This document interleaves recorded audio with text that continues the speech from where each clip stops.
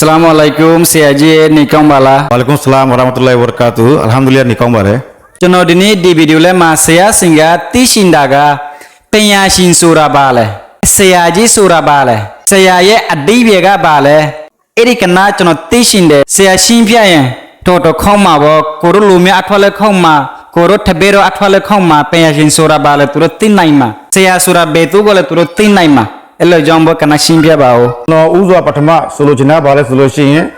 ကျွန်တော်ဒီဗီဒီယိုလေးကိုမတင်မီကျွန်တော်ရဲ့ဆရာတွေကိုဥစွာပထမကျွန်တော်ယူတည်လေးစားပါကြောင်းနှုတ်ခွန်းစတားပါတယ်ဆရာတွေကိုကျွန်တော်အမြဲတမ်းယူတည်လေးစားပါတယ်ကျွန်တော်ရဲ့ဆရာတွေကိုကျွန်တော်အမြဲတမ်းတန်ဖိုးထားပါတယ်ကျွန်တော်ဒီနေ့ဒီကိုအလဲလာရင်းနဲ့ကျွန်တော်ရဲ့သူလေးပေါ့ကျွန်တော်တို့လားသူလဲကိုလူမျိုးတွေကိုရဲ့တပည့်တွေကိုနိုင်ငံကလူတွေတိုးတက်အောင်စကားလေးတွေတင်လို့ရအောင်နားလည်အောင်ဆိုပြီးတော့သူ့ရဲ့ကြိုးစားမှုကိုလက်ကျွန်တော်တန်ဖိုးထားပါတယ်သူ့ရဲ့ကြိုးစားမှုကိုတန်ဖိုးထားသလိုသူလည်းကျွန်တော်ကိုတန်ဖိုးထားတဲ့အနေနဲ့ကျွန်တော်ကိုအလဲခေါ်ပြီးတော့ဒါမျိုးလေးတစ်ခုလုပ်ရအောင်ဆိုပြီးတော့ဆွေးနွေးရင်းနဲ့ကျွန်တော်တို့ပြေလေကြောင်းပေါ့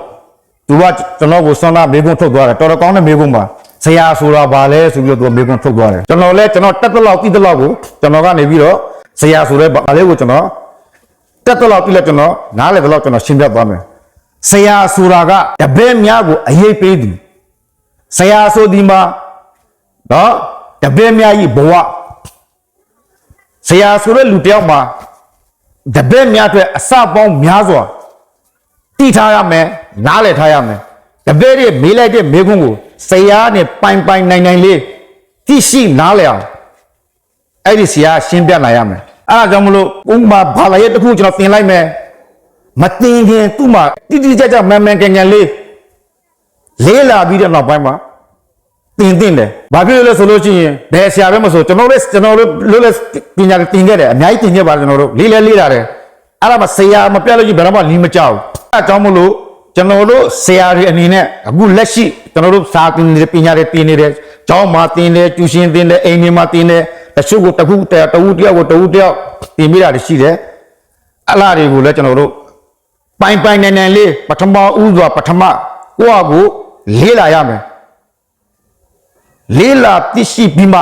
ရှင်းလင်းလေးတင်ပြနိုင်မှအလားကိုဆရာလို့ခေါ်တယ်ဆရာဆိုတာကနေရာတကယ်မှ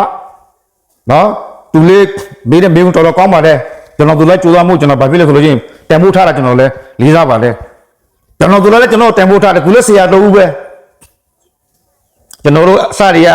အတိတွေဖြစ်နေတော့အခုဒီမှာလည်းအတိတွေဖြစ်နေတော့သူကမင်းမြန်ခန်းလေးကိုလုပ်တဲ့အတွက်ကျွန်တော်လည်းကျေးဇူးတင်ပါတယ်သူ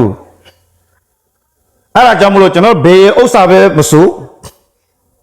ဆရာတူတယောက်အဲ့လိုမျိုးလေးတွေလေးလာရင်းနဲ့ပြင်ပေးမယ်လို့ကျွန်တော်မျှော်လင့်ပါတယ်ကျော်လာဘူးလို့လေde kuna daraba bor baya na call bor mashkura na call dia se mani agwa mashkura tun dia se enda na buribo nijo sharit thwa waye ona kan swal gor do gile go a tu ya sundor gori bujai fara buribo ubbo waye faz mat to swal gore dia se somot to swal gore dia se a tu chine ba jian ma din dela bare turi gale dia se a tu bujai fara buribo hetola uli de kuna ro dia se mane hoy de khonik kara ona dia hoy dia no နိုင်ငံရေးလို့တော့လည်းမဟုတ်ပါဘူးကျွန်တော်တို့ဟုတ်တယ်မလားဘူးတူလေးတွေရအောင်ကျွန်တော်တို့ရဲ့တက်တလောက်ကိုလည်းကျွန်တော်တို့စေတနာထားပြီးတော့ဒါလေးတွေကိုကျွန်တော်တို့ရဲ့တပည့်တွေဆရာတွေပြီးလို့ရှိရင်အခုလက်ရှိကျွန်တော်တို့လေးလာနေတဲ့တီယူနေတဲ့ဆရာလေးတွေလည်းသိရှိအောင်နားလည်အောင်အမြဲတမ်းလေးလာပါလေးလာပြီးမှကိုလေးလာပြီးတော့အားလုံးနားလည်ထားပြီးတော့နောက်ပိုင်းသွားတင်မယ်ဆိုလို့ရှိရင်မလေးလာခင်ကိုက90ရာခိုင်နှုန်းလောက်ပဲအဲ့ဒီစာလေးကိုမဟုတ်လို့ချင်းကြပြားလေးကိုမဟုတ်ပုံမြင်လေးကို30ရာခိုင်နှုန်း50ရာခိုင်နှုန်းလောက်ပဲခဏဖြစ်လာမှာချက်ချင်းလက်ငင်းပြောရတဲ့အတွက်ကြိုတင်ပြီးတော့လေးလာပြီးတဲ့နောက်အခန်းထဲဝင်ပြီးတော့ရှင်းပြမှအခါကြတော့အစပေါင်းများစွာဘယ်လိုဖြစ်မလဲဆိုလို့ချင်းအဲ့ဒီဆရာတွေအတွက်အကျိုးရှိမယ်လို့ကျွန်တော်မျှော်လင့်ပါတယ်ကျွန်တော်တို့ပြောချင်တယ်ဘယ်လိုလဲဆိုလို့ရှိရင်ဆရာဆိုတာကတိကျကျွမ်းကျင်နားလည်ပြီးတော့နောက်တစ်ယောက်ကိုတူတစ်ယောက်ကိုပြင်ပြနိုင်တာကိုဆရာလို့ခေါ်တာပါတချို့ဆရာတွေရှိတယ်တော်တဲ့ကလေးတွေကိုပဲရွေးချယ်ပြီးတော့ starting နဲ့အဲ့ဒါဘယ်တော့မှမဖြစ်နိုင်ဘူးအဲ့ဒါဆရာလို့မခေါ်နိုင်ဘူးဘာဖြစ်လို့လဲဆိုလို့ရှိရင်မတက်တဲ့ကလေးကိုတက်အောင်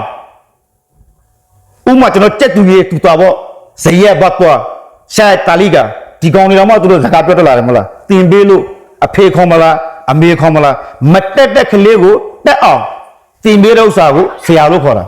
အဲ့ဒါမှတိကျမှန်ကန်တော့ဆရာကျွန်တော်တပည့်တွေကမိကုထုတ်တယ်မြဲတယ်ကျွန်တော်စိတ်မဆိုးဘူးဖိတ်ခေါ်တာကျွန်တော်အားတယ်မင်းတို့အမြဲတမ်းဖက်ပါ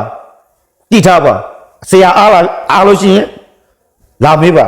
ကိုမတိတော့စားလေးကိုဘောပန်လေးနဲ့ချစ်ထားပါခဲလေးနဲ့မှတ်ထားပါဆာရွက်တစ်ခုကိုမှတ်စုစောပုံတယ်လုပ်ပြီးတော့ထားဆရာကိုလမ်းမှာတွင်လင်းပေးလိုက်ဆရာလည်းခုရတယ်အဲ့လိုမျိုးစေတနာရှိနဲ့တင်ပြရလို့ရှိရင်အဲ့လားစေတနာကောင်းထားတဲ့ဆရာကိုဆရာလို့ခေါ်တာတက်တဲ့လူကမှရွေးတင်လို့ရှိရင်အဲ့ဒါဆရာမဟုတ်တော့ဘူးလို့ပဲဟုတ်တယ်မလားတက်မဲ့ရင်လည်းကျွန်တော်ရဲ့ဖြေကြချက်လေးကိုကျွန်တော်တို့လည်းမေးခွန်းလေးကိုဒီနောက်မှာပဲကျွန်တော်ရန်လာလိုက်ပါတယ်ကျွန်တော်တို့မင်းမြတ်ခန်းလေးကိုကြည့်ရှုအားပေးရင်းနဲ့ကျွန်တော်တို့ပြောနေတဲ့ဥစ္စာလေးတွေကိုအားလုံးလေးလာကြည့်ရှု